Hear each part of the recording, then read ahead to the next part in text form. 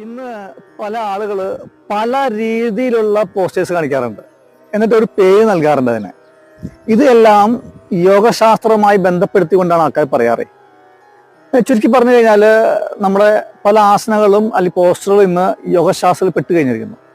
ഇതൊക്കെ പണ്ടുണ്ടായിരുന്ന ആസനങ്ങളായിരുന്നോ? നമ്മുടെ പല ആചാര്യന്മാർ പറയാറുണ്ട് 84 ലക്ഷം ആസനം ഉണ്ടെന്ന് പറയാറുണ്ട്. അപ്പോൾ ഈ ആസനങ്ങൾ എവിടെ നിന്ന് വന്നിരിക്കുന്നു? നമ്മുടെ ഒരു ടെക്സ്റ്റിലും പറഞ്ഞിട്ടില്ല അതിനെ പറ്റിയിട്ടൊന്നും. നമ്മുടെ പൂർവികന്മാര് ആചരിച്ചു വന്ന പല സമ്പ്രദായങ്ങളിലായിട്ടുണ്ട്. കുലാചാരം എന്ന് പറയാറുണ്ട് അതിന്.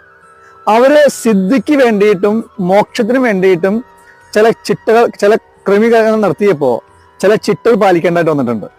അപ്പോൾ അങ്ങനെയാണ് ഈ ഇന്ന് കണ്ടിട്ടുള്ള പല ആസനം വന്നിട്ടുള്ളത്.